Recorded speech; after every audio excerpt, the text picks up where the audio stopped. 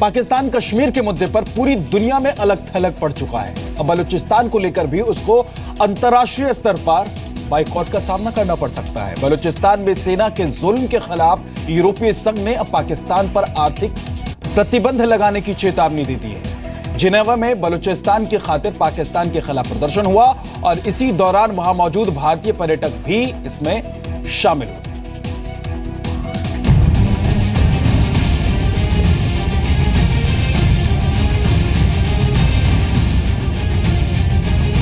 Genocide हो रहा है बलूचिस्तान में। सम्मान का भाव, धन्यवाद का भाव करने वाले बलूचिस्तान के लोगों का, गिलगिट के लोगों का,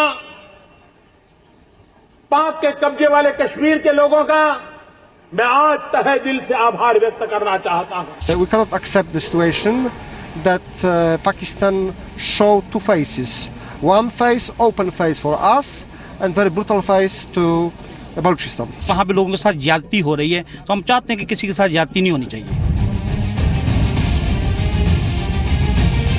प्रधानमंत्री नरेंद्र मोदी ने अपने भाषण में इस साल 15 अगस्त को लाल किले से जब बलूचिस्तान का दर्द बयां किया था, तब से दुनिया भी बलूचिस्तान को लेकर होश में आ रही है। स्विट्जरलैंड के जिनेवा में बलूचिस्तान की आजादी और वहां पाकिस्तानी सेना के जुल्म के खिलाफ प्रदर्शन हुआ और इसमें शामिल हुए यूरोपीय संसद के उपाध्यक्ष रिचर्ड ज़ारनेकी। उन्होंने पाकिस्तान पर ऐसे सवाल उठाए हैं जिससे जाहिर है कि अंतर्राष्ट्रीय कूटनीति के मैदान में पाकिस्तान किनारे होता जा रहा है। Not internal matter of Pakistan.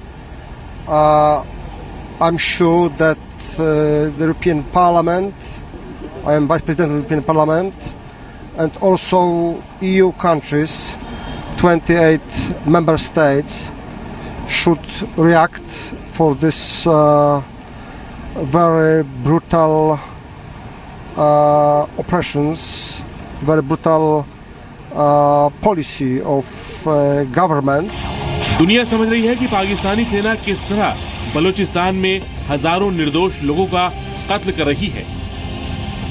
Richard ज़ारनेकी ने सीधे सीधे चेतावनी दी कि पाकिस्तान पर यूरोप के देश आर्थिक पाबंदी भी लगा सकते हैं अगर उसने बलूचिस्तान में जुल्म बंद नहीं किया।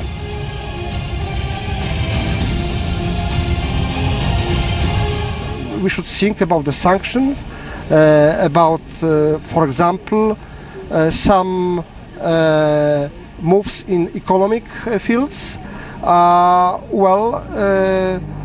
It's not time for blah blah blah, for only words and words and words, but I'm sure that it's now real time for moves. Geneva में हुए प्रदर्शन में भारतीय नागरिक भी शामिल हुए। ये बात इशारा करती है कि लाल किले से पीएम मोदी की बलूचिस्तान को लेकर जताई गई फिक्र को पूरा देश किस तरह देखता है।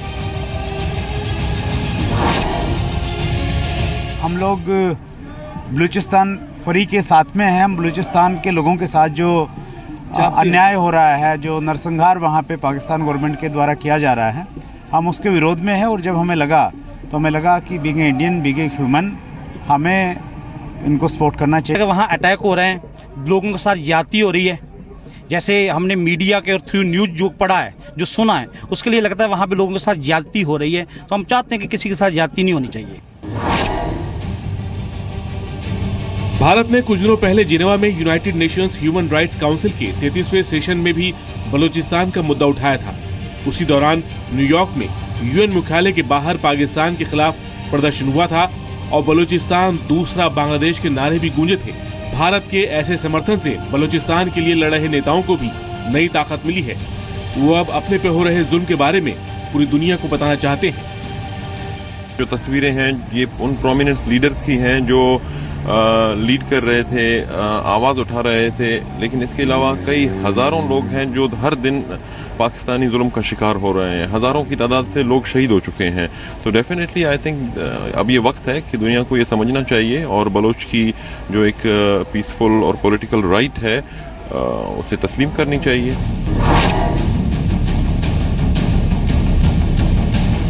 फिलहाल स्विट्जरलैंड के शहर जिनेवा में रह रहे बलूचिस्तान के बागी नेता बरहमदाग बुख्ती को भारत में शरण मिलने की खबर से पाकिस्तान बौखला गया है। पाकिस्तान के रक्षा मंत्री ख्वाजा आसिफ ने कहा है कि बुख्ती को शरण देकर भारत आतंकवाद का आधिकारिक प्रायोजक बन रहा है। ये उद्देश्य बोल रहा है जो हाफिज सईद और मसूद अजहर जैसे आतंकियों को पाल रहा है। बुख्ती की शरण मांगने की अर्जी पर गृह मंत्रालय फिलहाल विचार कर रहा है। A state is sanctioning the genocide of a people simply to make way for the territory to be sold to Chinese imperialism or multinational corporations. Balochistan में न सिर्फ कई बार भारत का राष्ट्रीय झंडा तिरंगा लहराया गया है, बल्कि लोगों ने बलूचिस्तान के शहीद माने जाने वाले नेता अकबर बुख्ती के साथ पीएम मोदी की फोटो भी लहराई है। बलूचिस्तान पर भारत के रुख ने पाकिस्तान के लिए नई मुसीबत पैदा कर दी है। जो देश कश्मीर को लेकर भारत को बदनाम करने की कोशिश करता है, अब उसकी कमजोर नस दबाने का वक्त आ गया है। ब्यूरो रिपोर्ट, जी मीडिया।